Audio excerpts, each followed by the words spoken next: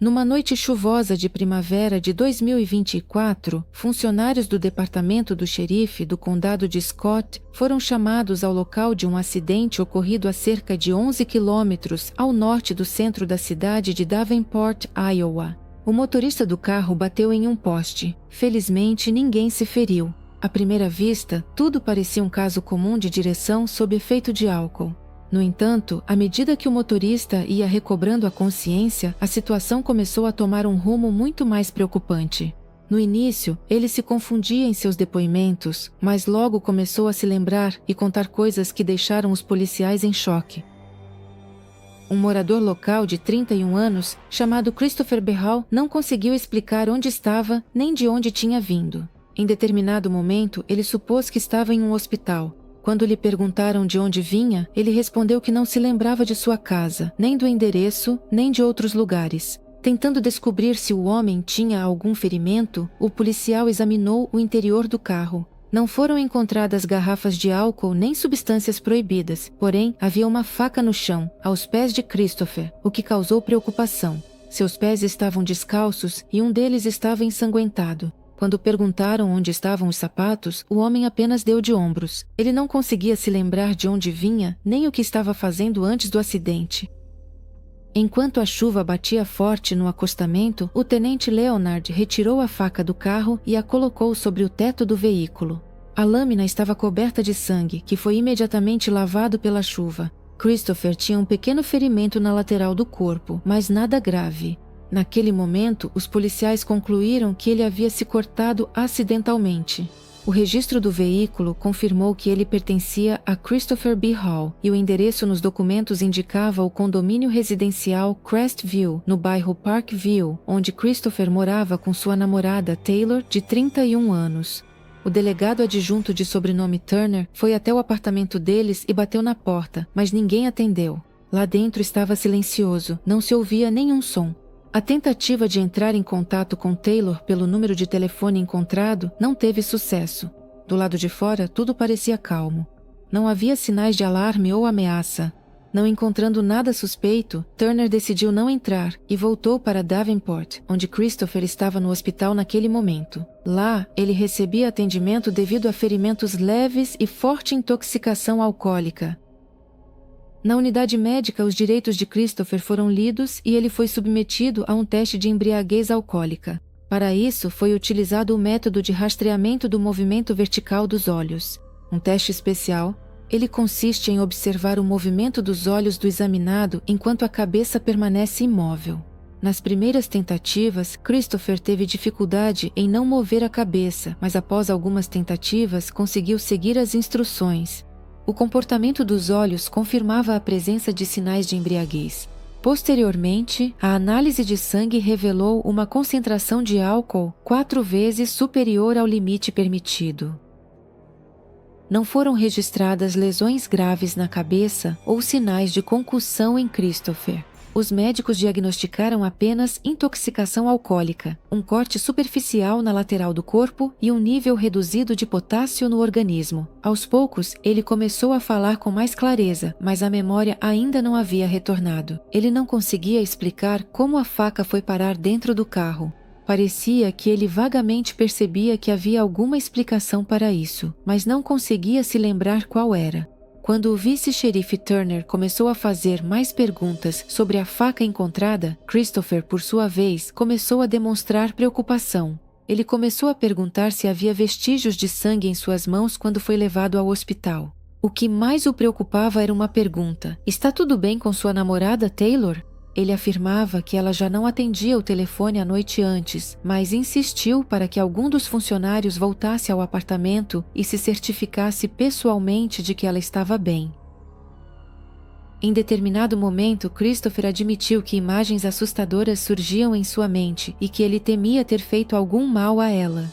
Ele dizia que não acreditava que pudesse fazer algo assim, pois isso não era típico dele. Mas em sua cabeça surgiam cenas dele desferindo golpes com um taco de beisebol. Esse pensamento lhe causava um medo pânico.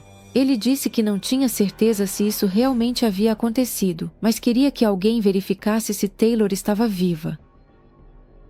Após conversar com ele, o tenente Leonard voltou ao condomínio Crestview, onde ficava o apartamento de Christopher e Taylor. Desta vez, os policiais tentaram abrir a porta do apartamento número 4. Ela não estava trancada. No entanto, algo por dentro impedia que ela fosse aberta. Quando conseguiram entreabrir a porta, ficou claro que a passagem estava bloqueada pelo corpo de Taylor, que jazia no vão da porta. Ela estava sem sinais de vida. O crime foi de extrema brutalidade. Dentro do apartamento, os policiais encontraram numerosos vestígios de luta. Foram constatados em Taylor ferimentos causados por um taco de beisebol, uma faca e uma chave de fenda. O número total de ferimentos chegava a quase 60. Vestígios do conflito foram encontrados em várias áreas do apartamento de 2 quartos, no corredor, na cozinha, na sala de estar e, por fim, na região da porta de entrada. No sofá da área da cozinha havia um taco ensanguentado. Perto da pia havia uma ponta quebrada de chave de fenda. A faca, que anteriormente havia sido apreendida pelo tenente Leonard, também foi utilizada. Apesar de a chuva ter lavado parte dos vestígios de sangue, a análise de DNA confirmou que o sangue pertencia a Taylor. Taylor era filha de Michael McKee e Lisa Rosenberg. Ela nasceu em 1993 e cresceu em Davenport, Iowa. Estudou na escola secundária local. Após terminar a escola, ela começou a trabalhar em um salão de beleza, primeiro como assistente, depois se formou como manicure. Taylor se tornou mãe cedo. Ela tinha 2 filhos, Lila e Julian. No entanto, nas fontes disponíveis, não está especificado onde exatamente seus filhos moravam durante os acontecimentos relacionados à sua morte. A vida pessoal de Taylor não deu muito certo. Os homens iam e vinham, não suportando sua independência ou, ao contrário, lhe causando sofrimento. A família lembrava de Taylor como uma jovem aberta e sincera, que sabia dar boas risadas, adorava cozinhar e valorizava o tempo passado com os entes queridos. Apesar de seu temperamento alegre, ao longo da vida adulta, Taylor lutou contra a dependência. Foi justamente durante o tratamento dessa dependência que ela conheceu Christopher. Ele também era de Davenport e trabalhava como operador em uma fábrica. Eles se conheceram em um centro de reabilitação localizado na cidade de Buffalo. Durante o programa, eles frequentavam as aulas juntos, trabalhavam para superar a dependência e, aos poucos, foram se aproximando. O relacionamento deles acabou se tornando romântico. Em outubro de 2023, eles anunciaram oficialmente que estavam juntos como um casal. Após terminarem o curso de reabilitação, eles imediatamente foram morar juntos. Mas já no dia seguinte à alta, ambos voltaram a consumir álcool. O relacionamento entre Christopher B. Hall e Taylor não podia ser chamado de simples. Era uma união cheia de contradições em que o amor e o afeto frequentemente coexistiam com tensão e explosões de agressividade. Taylor contou várias vezes às amigas que Christopher ficava explosivo, especialmente depois de beber álcool. Embora ele fosse atencioso com ela quando estava sóbrio, nos momentos de briga perdia o controle e Taylor sentia que estava andando na corda bamba. Mesmo assim, ela continuava com ele, explicando que acreditava em sua bondade interior, tinha esperança de que ele mudasse e achava que todos merecem uma chance. Houve períodos em que as coisas realmente melhoravam. Christopher ia trabalhar, eles planejavam o futuro juntos e conversavam sobre se mudar. No entanto, após cada um desses períodos de luz, vinha mais uma queda, brigas, cenas de ciúmes, acusações. Segundo conhecidos, Christopher tinha um temperamento possessivo e frequentemente achava que Taylor devia obedecer à sua vontade. Apesar disso, a jovem não procurava a polícia e tentava não expor os problemas do relacionamento. Ela mandava mensagens para os amigos com indícios de preocupação, mas dizia que conseguiria lidar sozinha. As pessoas ao seu redor sabiam. Taylor era do tipo que acreditava até o fim que poderia mudar a situação e a pessoa ao seu lado. Em conversas com pessoas próximas pouco antes da tragédia, ela admitiu que temia por sua segurança, mas ao mesmo tempo pedia para não contar nada a ninguém. O relacionamento deles era permeado por medo, esperança e contradições internas. Foi uma armadilha emocional da qual Taylor, apesar de estar ciente do perigo, não conseguiu escapar.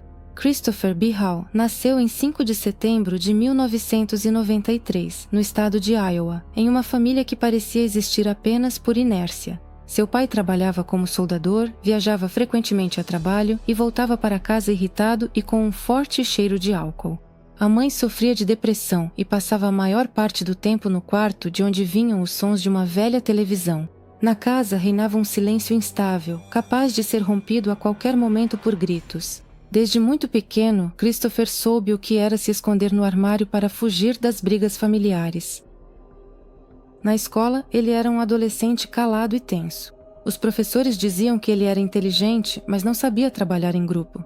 Um dos professores lembrava como Christopher certa vez desenhou um quadro em que uma pessoa estava em chamas, mas sorria. Já naquela época, sentia-se uma escuridão dentro dele. No ensino médio, ele se viciou em álcool, com o qual teve contato pela primeira vez aos 13 anos. Roubou uma garrafa do pai e a bebeu sozinho no porão. Depois da escola, B. Hall tentou entrar em um curso de mecânica automotiva na faculdade, mas desistiu após 6 meses. Era difícil para ele lidar com a pressão, e ele perdia o controle cada vez com mais frequência. Trabalhou por um tempo em uma oficina mecânica, depois em um depósito e também fez alguns bicos como entregador. Ele não conseguia ficar em nenhum lugar por mais de alguns meses. Em um dos empregos, ele foi demitido após um incidente com um cliente a quem ameaçou. Foi então que os colegas suspeitaram pela primeira vez que ele tinha problemas mentais. Os médicos diagnosticaram Christopher com um transtorno de personalidade borderline, com sinais de pensamento paranoico. No entanto, ele recusou a terapia, alegando que todos os psiquiatras mentem e tentam invadir sua mente. Com o tempo, ele começou a ter alucinações auditivas. Ele contava que ouvia os vizinhos falando sobre ele, como se alguém sussurrasse sob suas janelas à noite. Os relacionamentos com mulheres eram instáveis. Da paixão à agressão é um passo. Em um de seus relacionamentos anteriores, segundo a ex-parceira, ele certa vez quebrou a porta da geladeira e destruiu a televisão, e depois chorou no colo dela, dizendo que tinha medo de si mesmo. Quando conheceu Taylor, ela se tornou uma âncora para ele. Ele a chamava de sua heroína, dizia que ela era a única que entendia o que se passava em sua cabeça. Mas aos poucos, o relacionamento deles começou a repetir o velho padrão. Ele a controlava, tinha ciúmes, checava o telefone dela, a obrigava a excluir homens das redes sociais, às vezes sumia por vários dias e depois voltava com presentes e promessas de que tudo seria diferente. Mas perto da tragédia, ele começou a perder o contato com a realidade com mais frequência. Afirmava que estava sendo vigiado. Pedia para Taylor cobrir os espelhos e não olhar neles depois da meia-noite. No dia do crime, segundo os amigos, ele estava quieto, retraído e se comportava de maneira bastante estranha. No apartamento onde ocorreu a tragédia, os investigadores encontraram apenas alguns fragmentos que permitiam ter uma ideia aproximada do que aconteceu nos últimos minutos antes do ataque brutal a Taylor. Nos armários do quarto não havia nada de notável. Sobre os criados mudos havia pequenos objetos e no chão estava uma bolsa.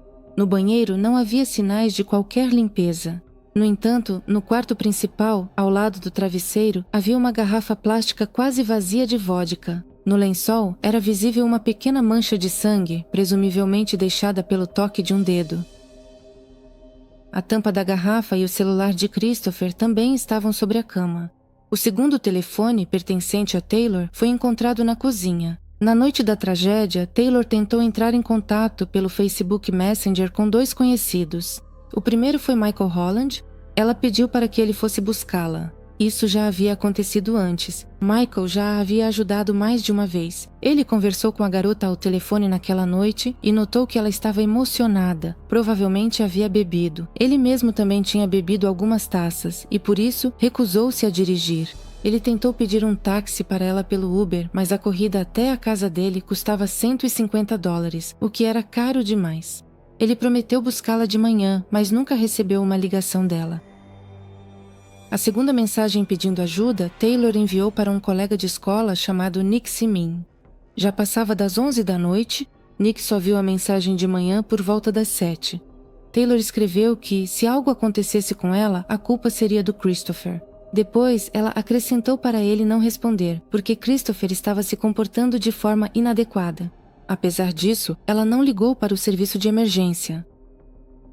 Christopher foi detido enquanto ainda estava no hospital. Após o registro, ele foi levado para a delegacia, onde foi interrogado pelos policiais. No momento do interrogatório, ele já estava sóbrio. Sem advogado, ele começou a se lembrar de fragmentos dos acontecimentos. Em poucas horas, ele contou 2 versões diferentes. Em uma delas, ele afirmou que ele e Taylor estavam jogando cartas. Em determinado momento, Taylor começou a se comportar de forma emocional. Ele tentou acalmá-la e eles deitaram juntos na cama. Segundo ele, depois disso, ele quase não se lembrava de nada até o momento do ataque com o taco de beisebol na porta de entrada. Christopher se lembrava de Taylor indo para a cozinha e começando a entrar em pânico. Ele não entendia o que ela estava fazendo e tentou tirar algum objeto dela. Em seguida, ela correu para a sala de estar. Os acontecimentos seguintes ele lembrava vagamente. Ele diz que se lembra mais ou menos de ter pegado o taco de beisebol e tê-la golpeado. No restante, as lembranças eram fragmentadas. Ele não conseguia reconstruir uma sequência clara dos acontecimentos. Christopher disse que, depois do ocorrido, ficou parado, confuso, pensando se deveria voltar para o quarto ou simplesmente pegar as chaves e ir embora. Christopher relatou que, depois de sair do apartamento, não se lembrava de mais nada até o momento em que acordou no hospital. Ele não conseguiu explicar aos investigadores o que exatamente provocou o ataque a Taylor. Segundo ele, eles realmente tinham dificuldades no relacionamento. Ele sentia que Taylor o tratava com frieza, dando a entender que ele não fazia parte da vida dela.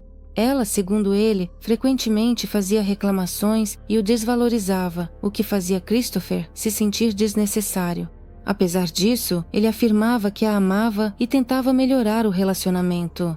Os investigadores deixaram Christopher sozinho por um tempo para discutir os próximos passos. O relato dele não coincidia com o que eles viram na cena do crime. Em particular, ele não mencionou os incidentes que ocorreram no corredor e na cozinha. Embora as evidências mostrassem claramente que o ataque começou em uma parte do apartamento e depois se deslocou para outros cômodos, terminando na porta de entrada. Quanto à faca, ele só se lembrava de ter sofrido um corte. Sobre a existência de uma chave de fenda, ele não sabia de nada. Ele afirmava que o álcool destruiu sua vida e não entendia como pôde fazer algo assim. Christopher lembrava que ele e Taylor já haviam bebido juntos outras vezes, mas nunca tinham acontecido incidentes como aquele. Ele se perguntava por que tudo aconteceu justamente naquela noite. Quando o interrogatório continuou, os investigadores começaram a pressionar Christopher, exigindo que ele preenchesse as lacunas em seu relato. Foi então que ele começou a fazer suposições. Talvez, depois que a agressão foi longe demais, ele, segundo suas próprias palavras, possa ter esfaqueado Taylor para acabar com o sofrimento dela. Ele mesmo não tinha certeza dessa versão, pois as lembranças daquela noite eram confusas. Os investigadores apontavam a discrepância entre suas palavras e as provas materiais. Vestígios de sangue foram encontrados não apenas no taco de beisebol e na faca, mas também em outras partes do apartamento, o que indicava que o ataque ocorreu em vários pontos. Christopher não conseguiu explicar por que havia sangue nesses lugares. Ele voltou a afirmar que não se lembrava de ter usado a chave de fenda, embora não descartasse a possibilidade de ela ter sido utilizada. No tribunal, Christopher foi acusado de crime de primeiro grau. Para provar sua culpa, a promotoria precisava demonstrar que as ações do réu foram maliciosas e premeditadas. A defesa reconheceu o fato do crime. Ele infligiu ferimentos fatais em Taylor. A perícia médica mostrou que a morte ocorreu em decorrência de um dos inúmeros golpes, mas não foi possível determinar com precisão a causa exata. Qual exatamente? Christopher alegou estar em estado de embriaguez alcoólica, com total perda de memória. Advogados insistiram que, nesse estado, ele não poderia ter planejado conscientemente sua ação ou ter tido má intenção. No entanto, a decisão sobre a qualificação do crime cabia ao júri. Embora não houvesse provas de que ele havia planejado o crime com antecedência ou tentado esconder vestígios, isso não significava que Christopher não pudesse ter cometido conscientemente o que lhe era imputado. Para proferir um veredito de culpado, não era necessário que Christopher se lembrasse do ocorrido. O número de ferimentos infligidos a Taylor indicava um ataque prolongado, durante o qual ele teve tempo suficiente para parar. Cada lesão poderia ser considerada uma ação separada e consciente. O uso de 3 objetos diferentes, um taco de beisebol, uma faca e uma chave de fenda também sugeria que o crime não foi espontâneo, mas premeditado. Embora todas as armas estivessem no apartamento, Christopher teve que trocá-las pelo menos 2 vezes durante o ataque. As evidências materiais indicavam que o incidente ocorreu em várias áreas do apartamento. O ataque começou em um local e se moveu para outros cômodos, o que sugeria ações intencionais. Após o ocorrido, ele deixou o apartamento, o que indicava a consciência das consequências. O legista, Dr. Dennis Klein, que realizou a autópsia, confirmou que a causa da morte foram múltiplos ferimentos infligidos por objetos contundentes. A promotoria insistiu que a morte de Taylor foi o resultado da natureza geral do ataque. O perito não conseguiu determinar qual golpe foi fatal. Os promotores chamaram a atenção do júri para os ferimentos de faca, especialmente aqueles que, segundo o próprio Christopher, foram os últimos, quando ele a atingiu na entrada. No entanto, o perito observou que alguns dos ferimentos poderiam ter sido resultado de uma queda. Não era possível excluir completamente essa possibilidade. A análise mostrou que o sangue de Taylor continha uma quantidade significativa de álcool. A defesa insistiu que um dos primeiros golpes já poderia ter sido fatal e os ferimentos subsequentes não afetavam a avaliação legal do ocorrido. Consequentemente, a presença de intenção em cada ação individual, na opinião da defesa, não era decisiva. Christopher testemunhou em sua própria defesa no tribunal.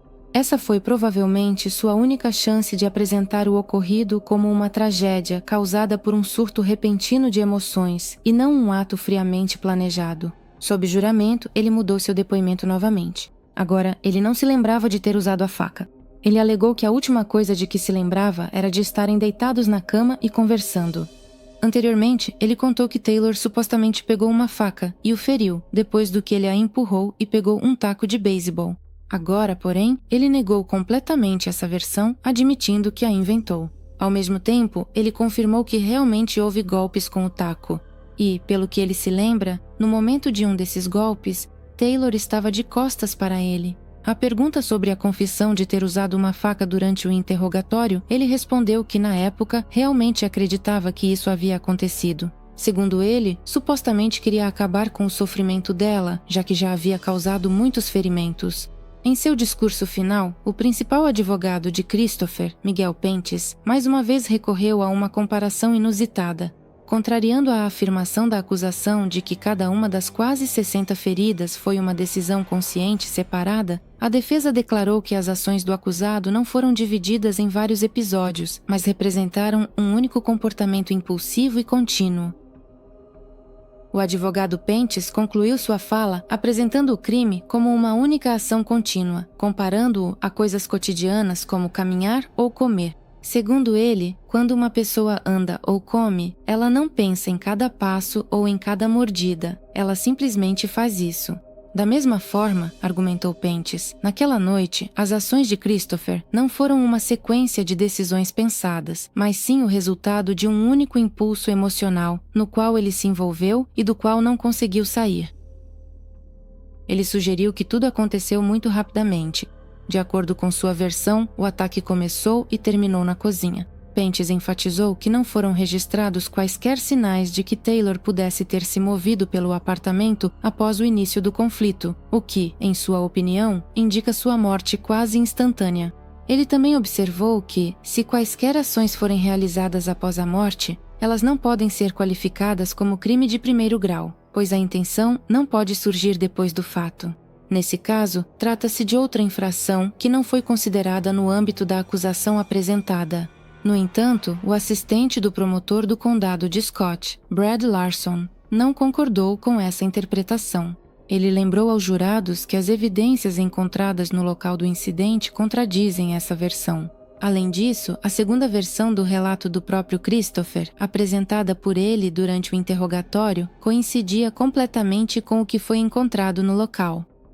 Larson lembrou que, quando os investigadores pressionaram Christopher, ele admitiu que talvez tivesse esfaqueado Taylor para acabar com o sofrimento dela. O promotor destacou que o próprio acusado contou que fez isso conscientemente, entendendo o estado em que a vítima se encontrava após os ferimentos anteriores. Essas palavras, na opinião da acusação, evidenciavam claramente a intenção de levar o que foi iniciado até o fim, ou seja, a existência de dolo. Ele pediu aos jurados que pensassem qual das versões de Christopher realmente corresponde aos fatos. Ele lembrou que a primeira história contada pelo acusado foi posteriormente admitida por ele mesmo como inventada. Já a segunda versão, aquela em que ele admitiu o uso de todas as armas, coincidia completamente com as provas encontradas no local do crime. Após 2 horas de deliberação, os jurados anunciaram o veredito. Christopher foi considerado culpado de crime de primeiro grau. Ele também foi considerado culpado de agressão com intenção, resultando em graves lesões corporais. A condenação por crime de primeiro grau implica automaticamente prisão perpétua sem possibilidade de liberdade condicional. A sentença final está marcada para o dia 30 de maio de 2025. Espera-se que nesta audiência, vários membros da família, incluindo a mãe de Taylor, Lisa, façam declarações sobre as consequências da tragédia. Foi esse o desfecho desse complicado processo judicial, uma história difícil.